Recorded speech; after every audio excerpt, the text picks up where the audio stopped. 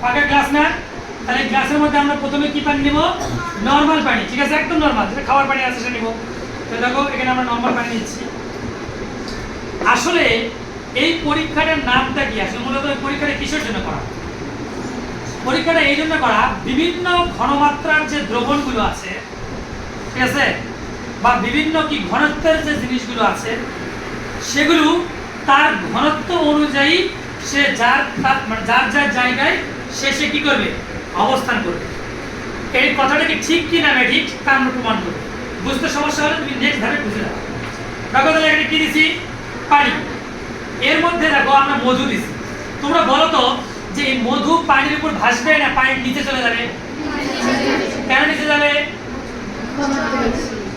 বলতে হবে কি? পানির চাইতে মধুর ঘনত্ব কি কি বেশি? তাহলে স্যার বাস্তবে তাই হয় কিনা একটু চেক করে দেখা যাক। আমি একটা গা বেয়ে দিব, তাহলে কি হবে জানো? মধু খারাপ বলে ঝামেলা আছে না। দেখো এই দেখো, দেখছো দুটো লেয়ার হয়ে গেছে না? কি তার মানে কি স্যার তোমরা যে কথাটা বলছো যে পানি উপরে চলে যাবে আর মধু কি যাবে? নিচে যাবে, কি গ্যাসের লেয়ারে দুটা লেয়ার হয়েছে। এবার দেখা যাক যে দুটার মধ্যে এরপরে আমরা দিব কি বলতো কি? Olive oil. অলিভ অয়েল না দিয়ে দিব সরষের তেল দিব। কারণ বলতো এই দুটার মধ্যে দুই তেলের মধ্যে বলতো কার ঘনত্ব বেশি? সরিষার তেলের ঘনত্ব বেশি। আর অলিভ অয়েলের কি কম না বেশি? স্যার আমরা তো বিজ্ঞান পড়তে আসলে আমাদের বাস্তব ইয়ে থাকি, বাস্তব জ্ঞান থাকে, মানে কি সব পরীক্ষা করে দেখান নাকি? তো আমরা একটু সরষের তেল ঢেলে দেখবো যে এরা কি উপরে থাকে না নিচে যায়। বলো পানির নিচে যাবে না পানির উপরে থাকবে?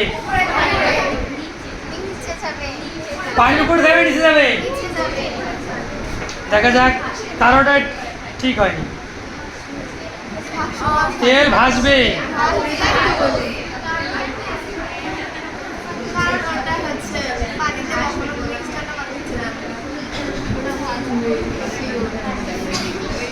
মজার দেখো সিস্টেম দেখছো, লেয়ার কটা হয়ে গেল?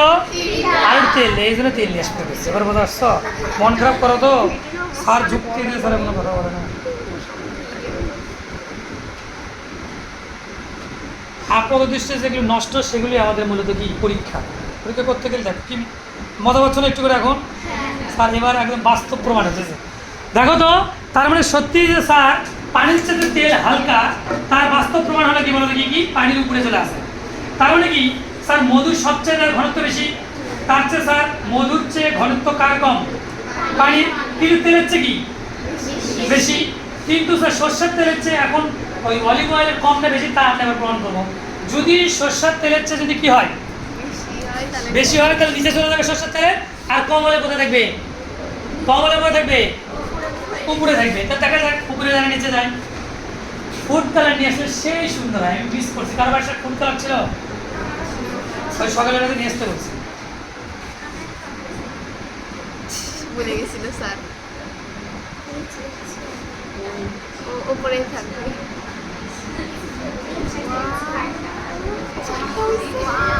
এই দেখো একবারে লেয়ার দেখছো কটা হয়েছে? লেয়ার 1 2 3 4। তার মানে সকলের ঘনত্ব কি ভিন্ন ভিন্ন না? সকলের ঘনত্ব ভিন্ন ভিন্ন না? দেখো সকলের ঘনত্ব কি দেখতেছিল। যদি কও স্যার আরেকদিন করে দেখেন তাহলে নিয়ে আসবো, আমি পুরো প্রপার নিয়ে আসবো। করোনা গতবার একটা নিয়েছিল, সব প্র্যাকটিক্যাল করে নিয়েছে, ওই সব কিনে নিয়েছে। করে দেখেন আপনি।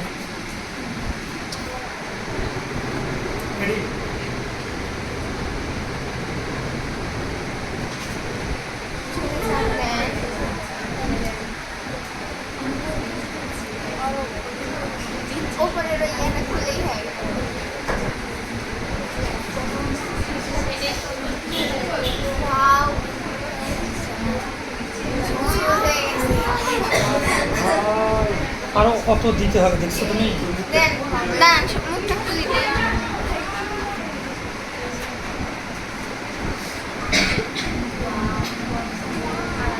হ্যাঁ দেখছো, তার মানে কি এটার ইয়া কি ঘনত্ব এখানে দেওয়া যতগুলো ঘনত্বের দ্রবণ ছিল এদের চেয়েও কি বলতো কি কম। এ কিন্তু উড়ে যাবে, কিন্তু কিছুক্ষণ পর থাকবে না। আমাদের হাত মুছ এটা হাতে ইউজ করবো থাকে না থাকে না লাগা মুখ লাগা এটা আর নষ্ট করবো না এরপর চলে আসো আমাদের যেটা ছিল কি হ্যান্ড ওয়াশ ঠিক আছে এটা আমরা একটু দিয়ে দেখবো যে স্যার এটা দিয়ে এটা অবস্থানটা কি হবে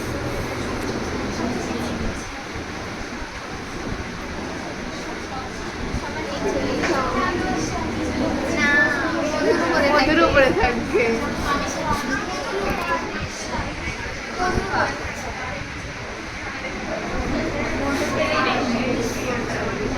বেশি করে দিলাম দেওয়ার জন্য নিয়ে আসা হয়েছে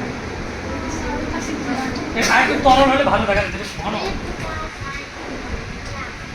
এবার দেখো তো কি দেখলে তোমরা স্যার এখানে যতগুলো আমরা কি দিছি কি যতগুলো আমরা কি তরল পদার্থ দিছি বা দ্রবণ দিছি প্রত্যেকটা আলাদা আলাদা করে কি হয়েছে ক্লিয়ার হয়েছে তার মানে কারোর সাথে কারো ঘনত্বের কি নেই বলতে কি মিল নেই এবং এখান থেকে দেখলাম মধুর ঘনত্ব সবচেয়ে কি তারপরে কি হ্যান্ড স্যানিটাইজার তারপরে কি আছে তারপরে কি আছে পানি তারপরে কি আছে সরষের তেল তারপরে কি অলিভ অয়েল তারপরে কি হ্যান্ড স্যানিটাইজার কি কথা কি বোঝা গেছে আবার একরকম হয়ে যাবে মিক্স করলে আবার একরকম হয়ে যাবে